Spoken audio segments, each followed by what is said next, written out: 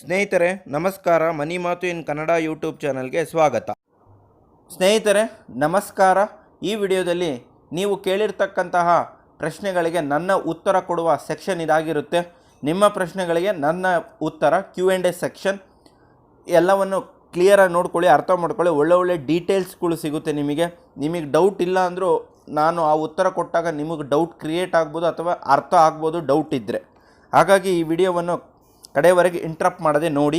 ಸ್ನೇಹಿತರೆ, ಇದು ಕೇವಲ ಎಜುಕೇಷನ್ ಪರ್ಪಸ್ಗೋಸ್ಕರ. ಇಲ್ಲಿ ನಾನು ಯಾವುದೇ ರೆಕಮೆಂಡೇಷನ್ ನೀಡುತ್ತಿಲ್ಲ. ನಿಮ್ಮ ಇನ್ವೆಸ್ಟ್ಮೆಂಟ್ ಡಿಸಿಷನ್ಗೆ ನೀವೇ ಜವಾಬ್ದಾರರಾಗಿರ್ತೀರ. ಹಾಗೆ ಇನ್ನೂ ಹೆಚ್ಚಿನ ಸ್ಟಾಕ್ ಮಾರ್ಕೆಟ್ ಡೀಟೇಲ್ಗೆ ಟೆಲಿಗ್ರಾಮಲ್ಲಿ ಕೂಡ ನನ್ನ ಜಾಯಿನ್ ಆಗ್ಬೋದು. ಹಾಗೆ ಟೆಲಿಗ್ರಾಮ್ ಚಾಟಲ್ಲಿ ಕೂಡ ಕಾಂಟ್ಯಾಕ್ಟ್ ಮಾಡ್ಬೋದು. ಎಲ್ಲವನ್ನೂ ಕೂಡ ಡಿಸ್ಕ್ರಿಪ್ಷನ್ ಬಾಕ್ಸಲ್ಲಿ ಕೊಟ್ಟಿರುತ್ತೇನೆ. ಓಕೆ ಸ್ನೇಹಿತರೆ, ಮೊದಲನೆಯ ಪ್ರಶ್ನೆಗೆ ಬರೋಣ. ಮೊದಲನೆಯ ಪ್ರಶ್ನೆ ಷಣ್ಮುಖಾಚಾರ್ಯ ಅವರು ಕಳಿಸಿದ್ದಾರೆ. ಸಹೋದರ, ನಾನು ನನ್ನ ಪೋರ್ಟ್ಫೋಲಿಯೋದಲ್ಲಿ IDFC first bank IDFC first bank ಅಂದ್ಕೊತೀನಿ 250 ಸ್ಟಾಕ್ಗಳಿವೆ. ಲಾಂಗ್ ಟರ್ಮಿಗೆ ಈ ಸ್ಟಾಕುಗಳನ್ನು ಇಟ್ಟುಕೊಳ್ಳಬಹುದಾ ಅಂತ ಕೇಳಿದರು. ಸ್ನೇಹಿತರೆ, ನಾನು ನೋಡಿದಂಗೆ IDFC ಫಸ್ಟ್ ಬ್ಯಾಂಕು ತುಂಬ ಒಂದು ಸ್ಮಾಲ್ ಕಂಪನಿ ಆಗುತ್ತೆ. ಹಾಗೆ ನೀವು ಅದು ಒಂದೇ 251 ಸ್ಟಾಕ್ ಅಂದರೆ ನಾನು ಒಪ್ಪೋದಿಲ್ಲ. ನನ್ನ ಒಂದು ಪೋರ್ಟ್ಫೋಲಿಯೋ ಹೆಂಗಿರಬೇಕು ಅಥವಾ ನಿಮ್ಮ ಎಲ್ಲರ ಪೋರ್ಟ್ಫೋಲಿಯೋ ಹೆಂಗಿರಬೇಕು ಅಂತ ನಾನು ಬಯಸ್ತೀನಿ ಅಂದರೆ, ಒಂದು 10 ಸೆಕ್ಟರು 10 ಕಂಪನಿಯಲ್ಲಿ ಇನ್ವೆಸ್ಟ್ ಮಾಡಿ, ಬಹಳ ಒಳ್ಳೆಯದು.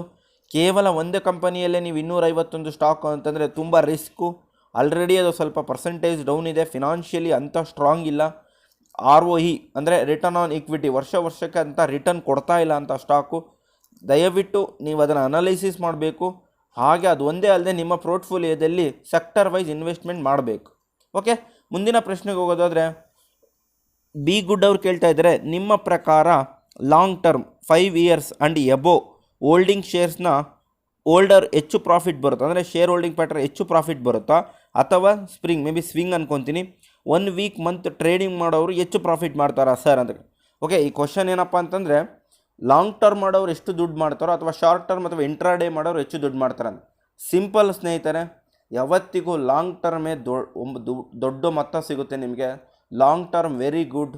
ಲಾಂಗ್ ಟರ್ಮ್ ಇನ್ವೆಸ್ಟ್ ಮಾಡಬೇಕು. ಯಾಕಂದರೆ ನಿಮಗೆ ಅಲ್ಲಿ ಬರೋದೇ ಚಕ್ರ ಬಡ್ಡಿ, ಪವರ್ ಆಫ್ ಕಾಂಪೌಂಡಿಂಗ್ ಅಲ್ಲಿ ವರ್ಕೌಟ್ ಆಗುತ್ತೆ. ಶಾರ್ಟ್ ಟರ್ಮಲ್ಲಿ ಸ್ವಲ್ಪ ಕಡಿಮೆ. ಇಂಟ್ರಾಡೇಯಲ್ಲಂತೂ ತುಂಬ ರಿಸ್ಕು, ತುಂಬ ರಿಸ್ಕು. ಇಂಟ್ರಾಡೇ ಕೈ ಹಾಕೋಕ್ಕೆ ಹೋಗಬೇಡಿ, ತುಂಬ ರಿಸ್ಕ್ ಇದೆ. ಓಕೆ, ಹಾಗೆ ಮುಂದಿನ ಪ್ರಶ್ನೆಗೆ ಹೋಗೋದಾದರೆ, ಸರ್ ಇನ್ಫೋಸಿಸ್ ಕಂಪನಿಯ ಶೇರ್ ಬೈ ಮಾಡಿದ್ದೇನೆ. ಇವಾಗ 1500 ಲಾಭದಲ್ಲಿದ್ದೀನಿ. 25,000 ಇನ್ವೆಸ್ಟ್ಮೆಂಟ್ ಹಾಕಿದ್ದೀನಿ. 1 ಲಕ್ಷ 1 ವರ್ಷದಲ್ಲಿ ಹಾಕುತ್ತೇನೆ. ಮುಂದಿನ 15ರಿಂದ 20 ವರ್ಷದಲ್ಲಿ 1 ಕೋಟಿ ಆಗಬಹುದಾ ಸರ್, ತಿಳಿಸಿ ಅಂತ ನಾಗೇಶ್ ಅವರು ಕೇಳಿದ್ದಾರೆ. ನಾಗೇಶ್ ಅವರೇ, ಇನ್ಫೋಸಿಸು ಒಂದು ಒಳ್ಳೆಯ ಕಂಪನಿ, ಒಂದು IT ಸೆಕ್ಟರ್ ಕಂಪನಿ. ನೀವಲ್ಲಿ ಆಲ್ರೆಡಿ 25,000 ಇನ್ವೆಸ್ಟ್ ಮಾಡಿದ್ದೀನಿ ಅಂತ ಹೇಳಿದ್ದೀರಾ. ವರ್ಷ 1 ಲಕ್ಷ ಹಾಕ್ತೀನಿ ಅಂತ ಹೇಳಿದ್ದೀರಾ. ಹಾಗಾಗಿ 15ರಿಂದ 20 ವರ್ಷಕ್ಕೆ 1 ಕೋಟಿ ಆಗುತ್ತಾ ಅಂತ ಕೇಳ್ತಾಯಿದ್ದಾರೆ. ಮೊದಲಿಗೆ ನನ್ನ ಉತ್ತರ ಏನಪ್ಪ ಅಂತಂದರೆ, ಯಾವತ್ತೂ ಕೂಡ ಒಂದೇ ಕಂಪನಿಗೆ ನಿಮ್ಮ ಎಲ್ಲ ಮೊತ್ತವನ್ನು ಹಾಕಬೇಡಿ ಸ್ನೇಹಿತರೆ. ನೀವು ವರ್ಷಕ್ಕೆ 1 ಲಕ್ಷ ಹಾಕ್ತೀನಿ ಅನ್ನೋದಾದರೆ, ನಿಯರ್ಲಿ 8,000 ರೂಪಾಯಿ ಹಾಕ್ತೀನಿ ಅನ್ನೋದಾದರೆ 10 ಸೆಕ್ಟಾರ್ಗೆ ಇನ್ವೆಸ್ಟ್ ಮಾಡಿ. ನೀವು 15ರಿಂದ 20 ವರ್ಷ ಒಳಗೆ ನೀವು ಏನಿಲ್ಲ ಅಂದರೂ 50ರಿಂದ 60 ಲಕ್ಷ 70 ಲಕ್ಷ ತನಕ ದುಡ್ಡು ಮಾಡ್ಬೋದು. 1 ಕೋಟಿ ಕೂಡ ಮಾಡ್ಬೋದು. ನೀವು ಪೋರ್ಟ್ಫೋಲಿಯೋ ಹೆಂಗೆ ನೋಡ್ಕೊತೀರ ಅನ್ನೋದ್ರ ಮೇಲೆ ಡಿಪೆಂಡ್ ಆಗುತ್ತೆ. 7-8 ಲಕ್ಷ ಅಂದರೆ ಆರಾಮಾಗಿ 1 ಕೋಟಿ ಕೂಡ ಮಾಡ್ಬೋದು. ನೀವು ಯಾವುದೇ ತರಹದ ಒಂದಕ್ಕೆ ರಿಸ್ಕ್ ತೊಗೋಬೇಡಿ. ಇನ್ಫೋಸಿಸ್ ಒಂದು ಕಂಪ್ನಿ ಏನಾದರೂ ಬಿತ್ತು ಅಂದರೆ ನಿಮ್ಮ ಎಂಟೈರ್ ಪೋರ್ಟ್ಫೋಲಿಯೋ ಬೀಳುತ್ತೆ. ದಯವಿಟ್ಟು ಇನ್ಫೋಸಿಸ್ ಒಂದು ಒಳ್ಳೆಯ company, IT company. But IT ಕಂಪ್ನಿಯ ಲೀಡರ್ ಯಾವತ್ತು TCS ಇದೆ. ಹಾಗಾಗಿ ಅದನ್ನು ನೀವು ಗಮನದಲ್ಲಿ ಇಟ್ಕೋಬೇಕಾಗುತ್ತೆ. ಇನ್ಫೋಸಿಸ್ ಇದೆ ಅಂದರೆ ಈಗ 25,000 ಇನ್ವೆಸ್ಟ್ ಮಾಡಿರ ಅಂದರೆ ಇನ್ನು ನನ್ನ ಪ್ರಕಾರ ಇದು 2 ವರ್ಷ ತನಕ ಇನ್ವೆಸ್ಟೇ ಮಾಡಬಾರ್ದು. ಯಾಕಪ್ಪ ಅಂತಂದರೆ ನಿಮ್ಮ ಇನ್ವೆಸ್ಟ್ಮೆಂಟ್ ಎಲ್ಲದಕ್ಕೂ ಡೈವರ್ಸಿಫೈ ಆಗಬೇಕು. ತುಂಬ ಸೆಕ್ಟರ್ ಇದೆ ರೀ ನಮ್ಮ ಇಂಡಿಯಾದಲ್ಲಿ, 1-2 ಹೇಳ್ಕೊತ ಹೋಗ್ಲಾ, ಎಲ್ಲ ಎಷ್ಟೋ ವೀಡಿಯೋದಲ್ಲಿ ಹೇಳಿದ್ದೀನಿ. ಯಾಕೆ ಕೆಮಿಕಲ್ ಸೆಕ್ಟರ್ ಇದೆ, ಆಟೋಮೊಬೈಲ್ ಸೆಕ್ಟರ್ ಇದೆ, IT ಸೆಕ್ಟರ್ ಇದೆ, ಬ್ಯಾಂಕಿಂಗ್ ಸೆಕ್ಟರ್ ಇದೆ, ಆಯಿಲ್ ಆ್ಯಂಡ್ ಗ್ಯಾಸ್ ಸೆಕ್ಟರ್ ಇದೆ, ಮೆಟಲ್ ಸೆಕ್ಟರ್ ಇದೆ, ಹಾಗೆ ಮಿಸಲೇನಿಯಸ್ ಸೆಕ್ಟರ್ ಅಂತ ಅಷ್ಟೊಂದು ಸೆಕ್ಟಾರ್ಗಳು ಇಟ್ಕೊಂಡ್ಬಿಟ್ಟು ನೀವು ಬರೀ ಒಂದೇ IT ಅದು ಒಂದೇ ಕಂಪನಿ, ತುಂಬ ರಿಸ್ಕು. ಅಂಥದ್ದು ಕೈ ಹಾಕೋಕ್ಕೆ ಹೋಗಬೇಡಿ, ತುಂಬ ರಿಸ್ಕು. ಓಕೆ, ಹಾಗೆ ಮುಂದಿನ ಪ್ರಶ್ನೆಗೆ ಹೋಗಿದ್ದೀನಿ. ಮೊಹಮ್ಮದ್ ಅವರು ಕೇಳ್ತಿದ್ದಾರೆ, brother kindly suggest me 1 Adani shares for long term. ನೀವು ಅದಾನಿ ಶೇರ್ಸ್ ಅಂತ ಹೇಳಿದಿರಾ. ಅದಾನಿ ವಿಲ್ಮಾರೋ, ಅದಾನಿ ಗ್ರೀನ್ ಎನರ್ಜಿನೋ, ಅದಾನಿ ಟ್ರಾನ್ಸ್ಪೋರ್ಟೇಷನ್ ನನಗೆ ಗೊತ್ತಿಲ್ಲ. ಇನ್ನೊಂದು ಅದಾನಿ ಶೇರ್ಸ್ನ ನಾನು ಅನಲೈಸ್ ಪ್ರಕಾರ ಇವಾಗ PE ರೇಷೋ ತುಂಬ ಹೈ ಇದೆ. ಪಿ ರೇಷಿಯೋ ತುಂಬ ಅಂದರೆ ತುಂಬ ಹೈ ಇದೆ. ಅವರ ಪಿ ರೇಷಿಯೋನ ನಾನು ನೋಡಿದೆ, ಗಮನಿಸಿದ್ದೀನಿ. ಅದಾನಿದು ತುಂಬ ಹೈ ಇದೆ, ತುಂಬ ಫಂಡಮೆಂಟಲ್ ಅನಾಲಿಸಿಸ್ ಮಾಡಬೇಕಾಗುತ್ತೆ. ಹಾಗೆ ಅದು ಒಂದು ಶೇರ್ನ ನೀವು ಬೇಕಂದರೆ ಲಾಂಗ್ ಟರ್ಮಿಗೆ ಅಂದರೆ ಒಂದು ಇನ್ವೆಸ್ಟ್ಮೆಂಟಿಗೆ ಯಾವುದು ನೀವು ನೋಡ್ತಿರೋ ನಿಫ್ಟಿ 50 ಅದನ್ನು ಬೇಕಾದ್ರೆ ನೀವು ಲಾಂಗ್ ಟರ್ಮಿಗೆ ಅಂತಂದರೆ ಸ್ವಲ್ಪ ರಿಸ್ಕ್ ತೊಗೊಂಡು ನೋಡಬೇಕಾಗುತ್ತೆ, ಫಂಡಮೆಂಟಲ್ ಅನಾಲಿಸಿಸ್ ಮಾಡಬೇಕಾಗುತ್ತೆ. ಬಟ್ ಅದಕ್ಕಿಂತ ಬೇರೆ ಇದೆ ಅಲ್ಲ, ಬೇರೆ ಸೆಕ್ಟ್ರ್ ಇದೆ, ಯಾಕೆ ಅದಾನಿಗೆ ಹೋಗ್ತೀರಾ? ಬೇರೆ ಎಷ್ಟೊಂದು ಕಂಪನಿಗಳಿದೆ. ನಾನು ಆಲ್ರೆಡಿ ಈಗ ಲಾಸ್ಟ್ನೇ ಒಂದು ಕ್ವಶನಿಗೆ ಹೇಳಿದ್ದೀನಿ ನೋಡಿ, ಎಷ್ಟು ಸೆಕ್ಟಾರ್ ಇದೆ ಅಂತ. ನೀವು ಅದು ಸ್ವಲ್ಪ ರಿಸ್ಕ್ ಇದೆ ಅಂದರೆ ನೀವು ಅದನ್ನು ಮುಟ್ಟಕ್ಕೆ ಹೋಗಬೇಡಿ, ಯಾಕಂದರೆ ಲಾಂಗ್ ಟರ್ಮಿಗೆ ಅದು ತುಂಬ ರಿಸ್ಕೇ ಆಗುತ್ತೆ. ಹಾಗಾಗಿ ನಿಮಗೆ ರಿಸ್ಕ್ ಇದೆ ಅಂದ ತಕ್ಷಣ ಅದನ್ನು ನಾವು ಎಕ್ಸಿಟ್ ಆಗೋದು ಬೆಟರು, ಇಲ್ಲ ಹೋಲ್ಡ್ ಮಾಡೋದು ಬೆಟರು. ಓಕೆ, ಹಾಗೆ ಮುಂದಿನ ಪ್ರಶ್ನೆಗೆ ಹೋಗೋಣ. ಮಂಜುನಾಥ್ ಅವರು ಕೇಳಿದ್ದಾರೆ, ಟಾಟಾ ಪವರ್ ಫಂಡಮೆಂಟಲ್ ಅನಾಲಿಸಿಸ್ ಬಗ್ಗೆ ಹೇಳಿ, ಮತ್ತು ನಾನು ಲಾಂಗ್ ಟರ್ಮಿಗಾಗಿ ನಿಫ್ಟಿ 50 ಸ್ಟಾಕ್ ಸೆಲೆಕ್ಟ್ ಮಾಡ್ತೀನಿ, ನಂತರ ಆ ಸ್ಟಾಕ್ ನಿಫ್ಟಿ 50ಯಿಂದ ಹೊರ ಬಂದರೆ ಏನು ಮಾಡಬೇಕು? ಒಂದು ಒಳ್ಳೆಯ ಕ್ವಶನ್ ಕೇಳಿದ್ದೀರಾ ಮಂಜುನಾಥ್ ಅವರೇ. ಮೊದಲು ನೀವು 2 ಪ್ರಶ್ನೆ ಕೇಳಿದ್ದೀರಾ, ಒಂದರಲ್ಲೇ ಒಟ್ಟು ಟಾಟಾ ಪವರ್ ಫಂಡಮೆಂಟಲ್ ಅನಾಲಿಸಿಸ್ ಮಾಡಿ ಅಂತ ಹೇಳಿದ್ದೀರಾ. ನಾನು ಬರೀ ಜಸ್ಟ್ Q&A ಸೆಕ್ಷನಲ್ಲಿ ಅದರ ಫಂಡಮೆಂಟಲ್ ಅನಾಲಿಸಿಸ್ ಹೇಳೋಕ್ಕಾಗೋದಿಲ್ಲ. ಬಟ್ ನಾನು ಟಾಟಾ ಪವರ್ ಅನಾಲಿಸಿಸ್ ಅಂತಂದರೆ ಸುಮ್ಮನೆ ಜಸ್ಟು ನೀವು ಹೇಳಿದ್ದೀರಾ ಅಂತ ನಾನು ನೋಡಿದ್ದೀನಿ. ಅದು ತುಂಬ ಫೈನಾನ್ಷಿಯಲ್ಸಿ ಗ್ರಾಫ್ ಅಂತ ಚೆನ್ನಾಗಿಲ್ಲ. ಅಂದರೆ ಒಂದು ವರ್ಷ ಪ್ರಾಫಿಟ್ ಮಾಡಿದ್ದಾರೆ, ಒಂದು ವರ್ಷ ಲಾಸ್ ಮಾಡಿದ್ದಾರೆ, ಮತ್ತೆ ಒಂದು ವರ್ಷ ಪ್ರಾಫಿಟ್ ಮಾಡಿದ್ದಾರೆ, ಮತ್ತೆ ಒಂದು ವರ್ಷ ಲಾಸ್ ಮಾಡಿದ್ದಾರೆ. ಅದಲ್ಲದೆ ಇನ್ನೊಂದು ಮೇಜರ್ ಅದರಲ್ಲಿ ಡೆಪ್ ಟು ಇಕ್ವಿಟಿ ರೇಷಿಯೋ, ಅಂದರೆ ಅದರಲ್ಲಿ ಸಾಲ ತುಂಬ ಇದೆ. ಅಂದರೆ ನಮ್ಮ ಪ್ರಕಾರ ಬಿಲೋ 1 ಒಳಗಿರಬೇಕು, ಅಲ್ಲಿ 3.1 3.3 ಆ ಥರ ಇದೆ ಸಾಲ. ಸ್ವಲ್ಪ ಅದನ್ನು ಗಮನದಲ್ಲಿ ಇಟ್ಕೋಬೇಕಾಗುತ್ತೆ ಟಾಟಾ ಪವರ್ ಬಗ್ಗೆ. ಇನ್ನೂ ಅನಾಲಿಸಿಸ್ ಮಾಡಿ ನೀವು. ನನ್ನ ಪ್ರಕಾರ ಅದು ಅನಾಲಿಸಿಸ್ಗೆ ಆ ಟೈಮ್ ಅಲ್ಲ. ಬೇಕಂದರೆ ನಿಮಗೆ ನಾನು ಮುಂದೆ ಯಾವುದಾದ್ರೂ ವೀಡಿಯೋದಲ್ಲಿ ಒಂದು ಅನಾಲಿಸಿಸ್ ಮಾಡ್ತೀನಿ ಟಾಟಾ ಪವರ್, ಏನು ಸಮಸ್ಯೆ ಇಲ್ಲ ಅದನ್ನು. ಹಾಗಾಗಿ ನೀವು ಇನ್ನೊಂದು ಕ್ವಶನ್ ಕೇಳಿದರೆ, ನಿಫ್ಟಿ 50 ಸ್ಟಾಕಿಂದ ಹೊರಗೆ ಹೋದರೆ ಏನು ಮಾಡಬೇಕು? Very good question. ನನ್ನ ಪ್ರಕಾರ ನಿಫ್ಟಿ 50ಯಿಂದ ಹೊರಗೆ ಹೋಯಿತು ಅಂತಂದರೆ ಅದನ್ನು ನೀವು ಎಕ್ಸಿಟ್ ಮಾಡೋದು ಬೆಟರ್. ಯಾವುದೇ ನೀವು ಪೊಸಿಷನಲ್ಲಿರಲಿ, ಎಕ್ಸಾಂಪಲ್ ಅದಕ್ಕೆ ನೀವು 1 ಲಕ್ಷ ಹಾಕಿರ್ಬೋದು, 1.5 ಲಕ್ಷ ಹಾಕಿರ್ಬೋದು, 50,000 ಹಾಕಿರ್ಬೋದು, ಅದನ್ನು ನೀವು ಹೋಲ್ಡ್ ಮಾಡಿ, ಅಲ್ಲಿರೋದನ್ನ ಹೋಲ್ಡ್ ಮಾಡಿ. ಇಲ್ಲ ಪುನಃ ಹಾಕೋಕ್ಕೆ ಹೋಗ್ಬಿಡಿ, ಎಕ್ಸಿಟ್ ಮಾಡಿ.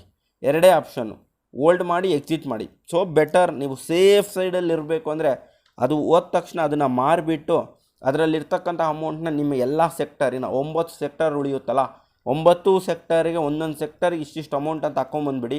ಎಕ್ಸಾಂಪಲ್ ಯಾವುದೋ ಒಂದು ನಿಫ್ಟಿ 50ಯಿಂದ ಹೊರ ಬಂತು ಅಂದರೆ ಅದರಲ್ಲಿರ್ತಕ್ಕಂಥ 1 ಲಕ್ಷ ರೂಪಾಯಿ ಇತ್ತು ಅಂದರೆ 9 ಸೆಕ್ಟರಿಗೆ ಎಲ್ಲ ಸೇರಿ 11,000 ಹಾಕಿಬಿಡಿ, ಮುಗೀತು. ಆ ಥರ ಮಾಡಿ ಯಾವತ್ತಿಗೂ ಸಹ. ನಿಫ್ಟಿ 50ಯಿಂದ ಹೊರಗೆ ಬಂದಾಗ ನೀವು ತೆಗೆಯೋದು ಉತ್ತಮ. ಯಾಕಂದರೆ ನಿಫ್ಟಿ 50 ಸ್ಟಾಕ್ಸ್ ಅಂದರೆ ಅದೊಂಥರ ರಾಜುನ ಸ್ಟಾಕ್ ಇದ್ದಂಗೆ. ಹಾಗಾಗಿ ಅಂತಹ ಸ್ಟಾಕ್ಗಳು ಬೀಳ್ತಾ ಇದೆ ಅಂದರೆ ಅಲ್ಲೇನೋ ಸಮಸ್ಯೆ ಇದೆ ಅಂತ ಅರ್ಥ. ನಮಗೆ ಅದು ರಿಸ್ಕ್ ತೊಗೊಳಕ್ಕೆ ನಾನು ರೆಡಿ ಇಲ್ಲ, ಬೇಡ ಅಂದರೆ ಎಕ್ಸಿಟ್ ಆಗಿ. ಓಕೆ, ಹಾಗೆ ಮುಂದಿನ ಪ್ರಶ್ನೆಗೆ ಹೋಗೋದಾದರೆ ಸಂತೋಷ್ ಅವ್ರು ಕೇಳಿದ್ದಾರೆ, ICICI bank, tighten, Asian paints, Infosys, Tata consumer ಇವು ಲಾಂಗ್ ಟರ್ಮಿಗೆ ಸ್ಟಾಕ್ ಹೇಳಿ, ಗುಡ್ಡ ಅಂತ ಹೇಳಿ ಅಂತ ಕೇಳ್ತಿದ್ದಾರೆ. ಎಲ್ಲ ಸ್ಟಾಕು ಲಾಂಗ್ ಟರ್ಮಿಗೆ ಗುಡ್ಡ ಅಂತ ಹೇಳೋದಕ್ಕೆ ನಾವು ಇಲ್ಲಿ ರೆಕಮೆಂಡೇಷನ್ ಮಾಡೋಕ್ಕಾಗೋದಿಲ್ಲ ಯೂಟ್ಯೂಬಲ್ಲಿ.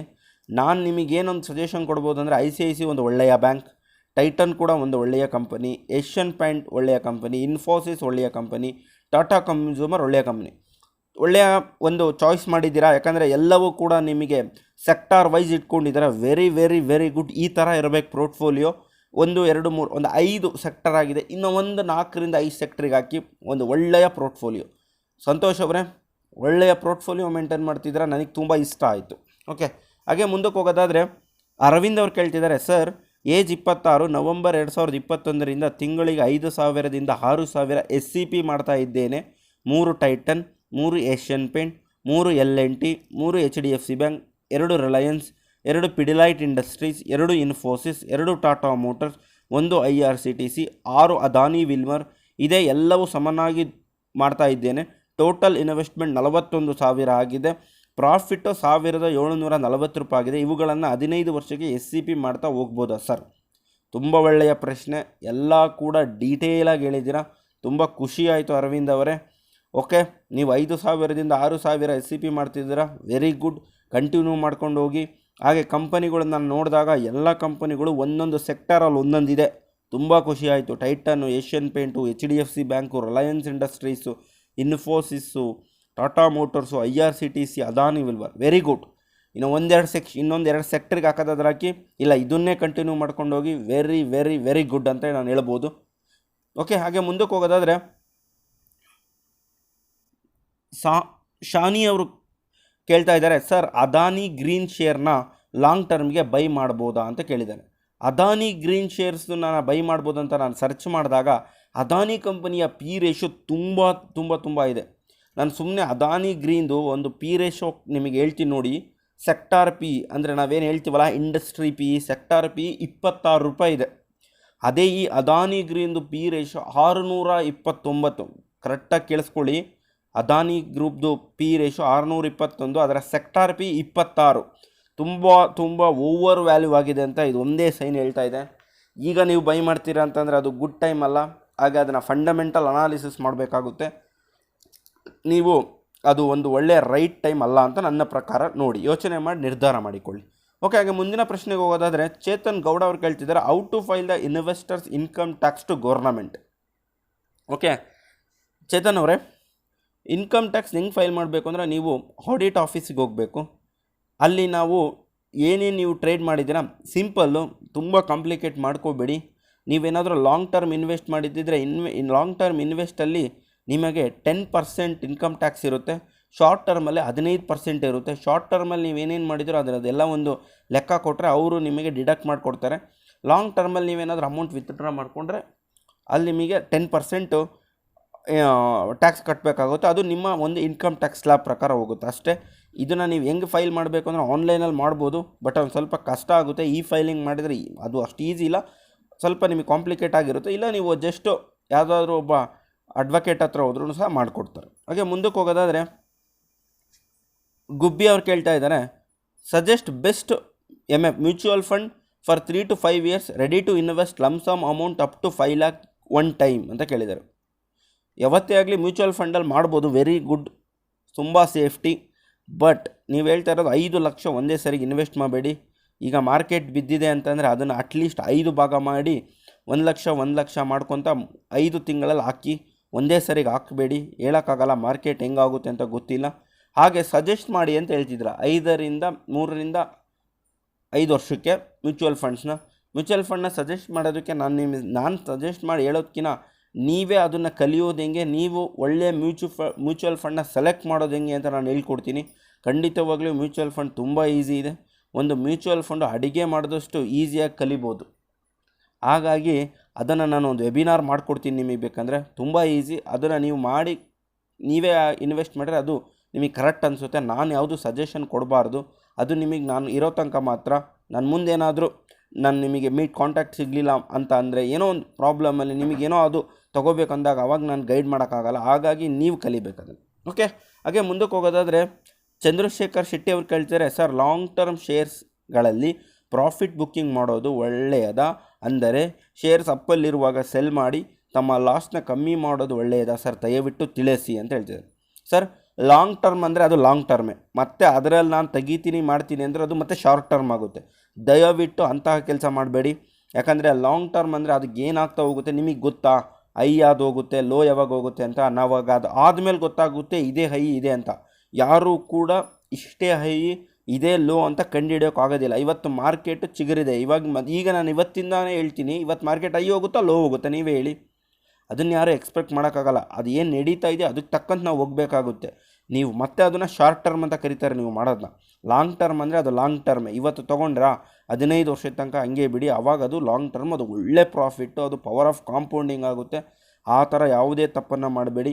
ನಿಮಗೆ ಕಮ್ಮಿ ಆಯಿತಾ ಅಮೌಂಟ್ನ ಇನ್ನೂ ಸ್ವಲ್ಪ ಇನ್ವೆಸ್ಟ್ ಮಾಡಿ. ದಯವಿಟ್ಟು ಯಾವುದೇ ಕಾರಣಕ್ಕೂ ಸೆಲ್ ಮಾಡೋಕ್ಕೆ ಹೋಗಬೇಡಿ. ಕಡಿಮೆ ಆದ ತಕ್ಷಣ ಬೇಕಂದರೆ ಇನ್ನೂ ಸ್ವಲ್ಪ ಅವರೇಜ್ ಮಾಡಿ. ಅದು ಒಳ್ಳೆಯ ಫಂಡಮೆಂಟಲ್ ಇರ್ತಕ್ಕಂಥ ಒಳ್ಳೆಯ ಕಂಪನಿಗಳಿಗೆ ಇದ್ದರೆ, ಒಳ್ಳೆಯ ಕಂಪ್ನಿಗಳು ಸಿಕ್ಕರೆ ನಿಮಗೆ ಇನ್ವೆಸ್ಟ್ ಮಾಡಿ, ಅದು ಒಳ್ಳೆಯ ಗುಡ್ ಅಂತ ಹೇಳ್ಬೋದು. ಈ ಥರ ಇದ್ದದನ್ನು ನಾನು ಮತ್ತೆ ಸೆಲ್ ಮಾಡಿ ಮತ್ತೆ ತೊಗೊತೀನಿ ಅಂದರೆ ಹೇಳೋಕ್ಕಾಗಲ್ಲ. ಇನ್ನೂ ಹೋಗ್ಬೋದೇನೋ, ನೀವು ತಗೊಂಡ್ಮೇಲೆ ಮತ್ತೆ ಒಂದು 10% ಹೋದ್ರೆ ಅವಾಗ ನಿಮಗೆ ಬೇಜಾರಾಗುತ್ತೆ, ಅವಾಗ ಆ ಲೋ ಸಿಗಲಿಲ್ಲಂಗೆ ಇರ್ಬೋದೇನೋ. ಹಾಗಾಗಿ ಅಂಥ ಒಂದು ಕೆಲಸಕ್ಕೆ ಕೈ ಹಾಕಬೇಡಿ. ಓಕೆ, ಹಾಗೆ ಮುಂದಕ್ಕೆ ಹೋಗೋದಾದರೆ ಸ್ವಾಮಿ ಹಿರೇಸ್ವಾಮಿ ಅವ್ರು ಕೇಳ್ತಿದ್ದಾರೆ, sir short term investment 50,000 amount 1 year return ಎಷ್ಟು ಬರ್ಬೋದು ಅಂತ. ಸಿಂಪಲ್ಲು, 1 ವರ್ಷಕ್ಕೆ ರಿಟರ್ನ್ ಅಂತ ಕೇಳಿದರೆ ಶಾರ್ಟ್ ಟರ್ಮಲ್ಲಿ ನಿಮಗೇನಿಲ್ಲ ಅಂತಂದರೂ ನೀವೇನಾದರೂ 30 day moving average technique use ಮಾಡಿದರೆ ನನ್ನ ಪ್ರಕಾರ 30ರಿಂದ 35% ಪ್ರಾಫಿಟ್ ಬರುತ್ತೆ 1 ವರ್ಷಕ್ಕೆ. ಅಂದರೆ ನೀವು 5 ಲಕ್ಷ ಕೇಳಿದರೆ 5 ಲಕ್ಷಕ್ಕೆ ನೀವು ಒಂದು 30% ಎಕ್ಸ್ಪೆಕ್ಟ್ ಮಾಡ್ಬೋದು. ಅಂದರೆ ನನ್ನ ಪ್ರಕಾರ 1.5 ಲಕ್ಷ ದುಡ್ಡಾಗುತ್ತೆ. ಬಟ್ ನೀವು 5 ಲಕ್ಷ ಇನ್ವೆಸ್ಟ್ ಮಾಡ್ತಿದ್ದೀರಾ ಅಂದರೆ ಅದನ್ನು ಚೆನ್ನಾಗಿ ಕಲಿಬೇಕಾಗುತ್ತೆ. ನಾನು ಕೂಡ ನನ್ನ ವೆಬಿನಾರಲ್ಲಿ ಎಲ್ಲವನ್ನು ಹೇಳ್ಕೊಡ್ತೀನಿ. ಬಟ್ ಅಲ್ಲಿ ನಾನು ನಿಮಗೆ 50ರಿಂದ 1 ಲಕ್ಷ ಮಾತ್ರ ಇನ್ವೆಸ್ಟ್ ಮಾಡೋಕ್ಕೆ ಹೇಳ್ತೀನಿ. ನೀವೇನಾದರೂ ಅಲ್ಲಿ ಕಲಿತಾ ಎಕ್ಸ್ಪರ್ಟ್ ಆದರೆ 5 ಲಕ್ಷನೂ ಹಾಕ್ಬೋದು, 10 ಲಕ್ಷನೂ ಹಾಕ್ಬೋದು. ನಾನು ಕೂಡ ಶಾರ್ಟ್ ಟರ್ಮಲ್ಲಿ ಒಂದೇ ಸರಿಗೆ 3-4 ಲಕ್ಷ ಕೂಡ ಇನ್ವೆಸ್ಟ್ ಮಾಡ್ತೀನಿ. ಬಟ್ ನೀವು ಎಕ್ಸ್ಪರ್ಟೈಸ್ ಆಗಿರಬೇಕು. ಸುಮ್ಮನೆ ಗೊತ್ತಿಲ್ಲದಂಗೆ ಹಾಕಿದರೆ ಅದು ತುಂಬ ತಪ್ಪು. ದುಡ್ಡು ಯಾವಾಗ ಎಷ್ಟು ಮೈನಸ್ ಆಗುತ್ತೆ ಅಂತ ಗೊತ್ತಾಗಲ್ಲ. ಹಾಗಾಗಿ ನೀವು 5 ಲಕ್ಷನ ಅಟ್ಲೀಸ್ಟ್ ಅಂತಂದ್ರೂ ಕಲಿತು ಬಿಟ್ಟು ಹಾಕಿದರೆ ಭಾಳ ಒಳ್ಳೆಯದು. ಒಂದು 30ರಿಂದ 35%, 30% ಅಂತೂ ನಿಮಗೆ ಆರಾಮಾಗಿ ತಗೋಬೋದು. ಅದನ್ನು ನಾನು ಹೇಳ್ಬೋದು. ಓಕೆ, ಹಾಗೆ ಮುಂದಿನ ಪ್ರಶ್ನೆಗೆ ಹೋಗೋದಾದರೆ ಸುಜಾತ ಅವ್ರು ಕೇಳಿದ್ದಾರೆ, ಶಾರ್ಟ್ ಟರ್ಮ್ ಟ್ರೇಡಿಂಗ್ನಲ್ಲಿ 30 ಡೇ ಮೂವಿಂಗ್ ಅವರೇಜ್ನಲ್ಲಿ ಟೈಮ್ ಫ್ರೇಮ್ ಯಾವುದು ಬೆಸ್ಟು ಸರ್? ಮೂವಿಂಗ್ ಅವರೇಜ್ 10, 20, 30, 44 ಯಾವುದು ಬೆಟರ್ ರಿಸಲ್ಟ್ ಕೊಡುತ್ತೆ? ಮೂವಿಂಗ್ ಅವರೇಜ್ ಒಂದೇ ಸಾಕಾ ಆರ್ ಬೇರೆ ಸ್ಟ್ರಾಟಜಿ ಯೂಸ್ ಮಾಡಬೇಕಾ? RSI, ಮ್ಯಾಗ್ ಎಕ್ಸೆಟ್ರಾ, ಪ್ಲೀಸ್ ಇದರ ಬಗ್ಗೆ ತಿಳಿಸಿಕೊಡಿ. ಸುಜಾತ ಅವರೇ, ಶಾರ್ಟ್ ಟರ್ಮ್ ಟ್ರೇಡಿಂಗಲ್ಲಿ ನಾನು ತುಂಬ ಯೂಸ್ ಮಾಡಿದ್ದೀನಿ. 10 days, 15 days, 200 days, 100 days, 50 days, 30 days. ಎಲ್ಲದರಲ್ಲೂ ನನಗೆ ಬೆಸ್ಟ್ ಅನಿಸಿರೋದು 30 ಡೇ ಮೂವಿಂಗ್ ಅವರೇಜು. ಯಾವುದು ಇದೇ ಬೆಸ್ಟ್ ಅಂತಲ್ಲ, ನಮಗದು ಈಸಿ ಆಗಿದೆ. ನೀವು ಏನು ಇಲ್ಲ, simple 30 day moving average technique use ಮಾಡಿದರೆ ವರ್ಷದಲ್ಲಿ ನಿಮಗೆ 6ರಿಂದ 7 ಸರಿ ಬೈ ಇಂಡಿಕೇಷನ್ ಸಿಗ್ಬೋದು, ಅಥವಾ ಮ್ಯಾಕ್ಸಿಮಮ್ 8 ಸರಿ ಸಿಗ್ಬೋದು. ಅದೇ ನೀವು 100 ಡೇ ಮೂವಿಂಗ್ ಅವರೇಜ್ ವರ್ಷದಲ್ಲಿ 2 ಸರಿ ಇಲ್ಲ 3 ಸರಿ ಸಿಗ್ಬೋದು. 200 ಡೇಸ್ ಮೂವಿಂಗ್ ಅವರೇಜಲ್ಲಿದ್ದರೆ ವರ್ಷದಲ್ಲಿ 1 ಇಲ್ಲ 2 ಅಷ್ಟೇ. ಹಾಗೆ 10 ಡೇಸ್ ಮೂವಿಂಗ್ ಅವರೇಜ್ ಆಗಿದ್ರೆ ಒಂದು 15 ಸರಿ ಸಿಕ್ಬಿಡುತ್ತೆ, 15ರಿಂದ 20 ಸರಿ ಸಿಕ್ಬಿಡುತ್ತೆ. ಆ ಥರ ಟೆಕ್ನಿಕ್ ಇರುತ್ತೆ. ಬೆಟರು ನೀವು ಹಗಲೆಲ್ಲ ಟ್ರೇಡಿಂಗ್ ಮಾಡೋದ್ರಿಂದ ನಿಮಗೆ ಎಕ್ಸ್ಟ್ರಾ ಚಾರ್ಜಸ್ಸು, ನಿಮಗೆ ಎಕ್ಸ್ಟ್ರಾ ಟೆನ್ಷನು, ಲಾಸ್ನ ಬೇರ್ ಮಾಡಬೇಕಾಗುತ್ತೆ.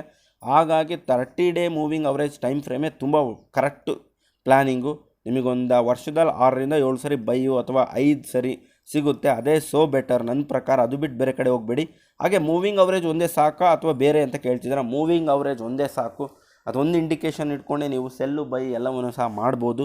ಬೇರೆದಕ್ಕೆ ಮತ್ತೆ ನೀವು ಕೈ ಹಾಕಿದರೆ ಮತ್ತೆ ಅದು ರಿಸ್ಕ್ ಬೇರೆ ಆಗುತ್ತೆ. RSI ಇದೆ, ಎಲ್ಲವೂ ಕೂಡ ಇದೆ ಚೆನ್ನಾಗಿ ಅಂತ ನಾನು ಹೇಳ್ತಾ ಇಲ್ಲ. ಎಲ್ಲವೂ ಕೂಡ ಅದರ ಆಧಾರದ ಮೇಲೆ ಹೋದರೆ ಎಲ್ಲವೂ ಕೂಡ ಕರೆಕ್ಟೇ. ನಾನು ಹೇಳ್ತೀನಲ್ಲ, ಇವಾಗ 200 ಇಂಡಿಕೇಟರ್ಸ್ ಹೇಳ್ಬಿಡ್ತೀನಿ ಬೇಕಂದರೆ. RSI ಅಂತ ಇದೆ, ಬೋಲಿಂಜರ್ ಬ್ಯಾಂಡ್ ಇದೆ, ಇಚ್ಚುಮುಕು ಅಂತ ಇದೆ, ಫಿಬೋನೆಚ್ಚಿ ಅಂತ ಇದೆ. ಆಮೇಲೆ ಮೂವಿಂಗ್ ಅವರೇಜ್ನಲ್ಲೇ 10 ಮೂವಿಂಗ್ ಅವರೇಜ್ ಇದೆ, ಮೂವಿಂಗ್ ಅವರೇಜ್ ಎಕ್ಸ್ಪೋನೆನ್ಷಿಯಲ್ ಇದೆ. ಹೀಗೆ ತುಂಬ ಇಂಡಿಕೇಟರ್ಸ್ ಇದೆ. ಎಲ್ಲ ಇಂಡಿಕೇಟ್ರು ಚೆನ್ನಾಗಿಲ್ಲ ಅಂತ ಹೇಳ್ತಾ ಇಲ್ಲ, ಎಲ್ಲ ಇಂಡಿಕೇಟರ್ಸು ಅದರ ಆಧಾರದ ಮೇಲಿರುತ್ತೆ. ಹಾಗಾಗಿ ನಾನು ಹೇಳೋದು ಸಾಕು, ಮೂವಿಂಗ್ ಅವರೇಜಲ್ಲೇ ನಿಮಗೆ ವರ್ಷಕ್ಕೆ ಒಂದು 30ರಿಂದ 35% ಪ್ರಾಫಿಟ್ ಮಾಡ್ಬೋದು. So better. ಹಾಗೆ ಮುಂದಕ್ಕೆ ಹೋಗೋದಾದರೆ ಹರ್ಷ ಅವ್ರು ಕೇಳ್ತಿದ್ದಾರೆ, ಹರ್ಷ ಹೆಗಡೆ 23, ನಾನು ಬೇರೆ ಬೇರೆ ರೇಟ್ನಲ್ಲಿ ಟೈಟನ್ ತೊಗೊತಾ ಇದ್ದೇನೆ. ಸೆಲ್ ಮಾಡುವಾಗ ಮೊದಲು ತೆಗೆದುಕೊಂಡಿದ್ದು ಸೆಲ್ ಆಗುತ್ತೋ, ಕೊನೆಯಲ್ಲಿ ಕೊಂಡಿದ್ದು ಸೆಲ್ ಆಗುತ್ತೋ? ಏನು ಸಮಸ್ಯೆ ಇಲ್ಲ. ನೀವು ಯಾವುದು ಎರಡೇ ಇರೋದು ನಮ್ಮ ಮಾರ್ಕೆಟಲ್ಲಿ, BSE, NSE. ನೀವು BSEಯಲ್ಲಿ ತೊಗೊಂಡ್ರೆ ಎಲ್ಲ ಶೇರು ಒಂದೇ ಅವರೇಜ್ ಆಗುತ್ತೆ. ನೀವು ಇವತ್ತು 10 ತೊಗೊತೀರಾ, ನೆಕ್ಸ್ಟ್ 10 ತೊಗೊತೀರಾ, ನಾಡೋದು 10. ಎಲ್ಲ ಅಮೌಂಟ್ ಅವರೇಜಾಗಿ 30 ಕ್ವಾಂಟಿಟಿಯಲ್ಲೇ ಇರುತ್ತೆ. ನೀವು ಯಾವ್ದು 5 ಸೆಲ್ ಮಾಡ್ತೀರೋ ಅದು ಆಟೋಮೆಟಿಕಲ್ಲಿ ಟ್ರೇಡಿಂಗಲ್ಲೇ ಹೋಗ್ಬಿಡುತ್ತೆ. ಅಲ್ಲಿ ಯಾವುದೇ ಸಮಸ್ಯೆ ಏನೂ ಆಗೋಲ್ಲ. ನೀವು ಅಲ್ಲಿ ಯಾವುದೇ ಥರದ ಟೆನ್ಷನ್ ಇಲ್ಲ, ಮೊದಲು ತೊಗೊಂಡಿದ್ದ ಎರಡನೇ ತೊಗೊಂಡಿದ್ದು ಅಂತ. BSE, NSEಯಲ್ಲಿ ತೊಗೊಂಡಿದ್ರೆ ಅದನ್ನು ನೋಡ್ಕೋಬೇಕಾಗುತ್ತೆ ಅಷ್ಟೇ ಸ್ನೇಹಿತರೆ. ಹಾಗೆ ಮುಂದಕ್ಕೆ ಹೋಗೋದಾದರೆ ಪ್ರಭಾಕರ್ ಕೇಳ್ತಾ ಇದ್ದಾರೆ, KPIT ಕಂಪನಿ ನೆಕ್ಸ್ಟು 10 ಇಯರ್ಸಲ್ಲಿ ಮಲ್ಟಿ ಬ್ಯಾಗರ್ ರಿಟರ್ನ್ ಕೊಡ್ಬೋದಾ sir? Like 39x × 50x. Sir, KPIT company 10 ಇಯರ್ಸಿಗೆ ಮಲ್ಟಿ ಬ್ಯಾಗರ್ ಆಗ್ಬೋದು ಅಂತಂದರೆ ಅದಕ್ಕೆ ನೀವು ಫಂಡಮೆಂಟಲ್ ಅನಾಲಿಸಿಸ್ ಮಾಡಬೇಕಾಗುತ್ತೆ. ನಾನು ಈ ಥರದವೆಲ್ಲ ಹೇಳಲ್ಲ. ಯಾಕಂದರೆ 3x 5x ರಿಟರ್ನ್ ಅಂದರೆ ನೀವು ಲೆಕ್ಕ ಹಾಕ್ಕೊಳ್ಳಿ, ಅದು ₹1,000 ಇರೋದು ಒಂದೇ ಸರಿಗೆ 39,000 ಅಥವಾ 50,000 ಆಗುತ್ತಾ ಅಂತ ಕೇಳ್ತಾ ಇದ್ದೀರಾ ನೀವು. ಹೆಂಗಾಗುತ್ತೆ ಸರ್ 10 ವರ್ಷದಲ್ಲಿ ಅಂತಂದರೆ? ಅದು ಕಷ್ಟ. ಎಲ್ಲೋ ಒಂದೊಂದು ಸ್ಟಾಕ್ ಆಗ್ಬೋದು, ನಿಮ್ಮ ಲಕ್. ಅದು ಸಿಗ್ತಾ ನೀವು ಫಂಡಮೆಂಟಲ್ ಅನಾಲಿಸಿಸ್ ಮಾಡಬೇಕು ಅಂತ ಕಂಪ್ನಿಗಳಿದ್ದರೆ ತೊಗೊಂಡ್ರೆ ನಿಮ್ಮ ಲಕ್ ಅಷ್ಟೇ. ಅದು ಒಂದೇ ಕಂಪ್ನಿ ಆಗುತ್ತೋ ತಪ್ಪು. ನೀವು ಸೆಕ್ಟಾರ್ ವೈಸ್ ಇನ್ವೆಸ್ಟ್ ಮಾಡಬೇಕು. ಎಲ್ಲೋ ನಿಮ್ಮ ಅಮೌಂಟು ನಿಮ್ಮ ಇನ್ವೆಸ್ಟ್ಮೆಂಟಲ್ಲಿ 1%, 2% ಇಂಥ ಒಂದು ಸ್ಟಾಕ್ ಚೆನ್ನಾಗಿದ್ದಾಗ ತೊಗೋಬೇಕು ಅಷ್ಟೇ. ಬಿಟ್ಟರೆ ಅದೇ ಕಂಪ್ನಿ ಆಗುತ್ತಾ ಬಿಡುತ್ತಾ ಅಂತ ನಾನು ಏನೂ ಹೇಳೋಕ್ಕಾಗೋದಿಲ್ಲ. ನಾನು ಅಂತಲ್ಲ, ಯಾರೂ ಕೂಡ ಹೇಳಲ್ಲ. ಅದು ರಾಂಗ್. 39x ಅಂದರೆ ನೀವು ಕೇಳ್ತಾ ಇರೋದು ಇವತ್ತು 1000 ಇದೆ ಅಂದರೆ 10 ವರ್ಷ ಆದಮೇಲೆ 39,000 ಆಗುತ್ತಾ? ಏನೋ ನಾನು ಬೇಕಾದ್ರೆ 5 ವರ್ಷಕ್ಕೆ ಡಬಲ್ ಆಗುತ್ತೆ ಅಂದರೆ 10 ವರ್ಷಕ್ಕೆ ತ್ರಿಬಲ್. ₹1,000 ಇರೋದು ಬೇಕಂದರೆ ಒಂದು 10 ವರ್ಷಕ್ಕೆ ಅದು 4,000 5,000 ಆಗುತ್ತೆ ಅಂದರೆ ಹೇಳ್ಬೋದು. ಅದು ಒಂದು ಮಾರ್ಕೆಟ್ ಕಂಡೀಷನಲ್ಲಿ. ಇದು ನೀವು ಒಂದೇ ಸರಿಗೆ 39,000-50,000 ಆಗುತ್ತಾ ಅಂತ ಲೆಕ್ಕ ಕೇಳ್ದಂಗೆ ಆಯಿತು. ಆ ಥರದ ಗ್ರೀಡಿ ಹೋಗಬಾರ್ದು, ಯಾವತ್ತು ತಪ್ಪಾಗುತ್ತೆ. ಕರೆಕ್ಟಾಗಿ ಇನ್ವೆಸ್ಟ್ ಮಾಡಿ, ಸೆಕ್ಟಾರ್ ವೈಸ್ ಇನ್ವೆಸ್ಟ್ ಮಾಡಿ. ಎಲ್ಲೋ ನಿಮ್ಮ ಅಮೌಂಟಲ್ಲಿ ಒಂದು ಸ್ವಲ್ಪ ಇನ್ವೆಸ್ಟ್ ಮಾಡ್ಕೊಂಡು ಹೋದರೆ ನಿಮಗೆ ಈಸಿ ಆಗುತ್ತೆ. ಓಕೆ ಸ್ನೇಹಿತರೆ, ಇದು ನಿಮಗೆ ಅರ್ಥ ಆಗಿದೆ ಅಂದ್ಕೊತೀನಿ. ಈ ವಿಡಿಯೋ ನಿಮಗೆ ಇಷ್ಟ ಆದರೆ ಲೈಕ್ ಮಾಡಿ, ಶೇರ್ ಮಾಡಿ, ಸಬ್ಸ್ಕ್ರೈಬ್ ಮಾಡಿ. ಹಾಗೆ ಬೆಲ್ ಐಕಾನ್ ಕ್ಲಿಕ್ ಮಾಡಿ ನೋಟಿಫಿಕೇಷನ್ ಎನೇಬಲ್ ಮಾಡ್ಕೊಳ್ಳಿ. ನಮಸ್ಕಾರ. ಮುಂದಿನ ವಿಡಿಯೋದಲ್ಲಿ ಸಿಗೋಣ. Happy Sunday.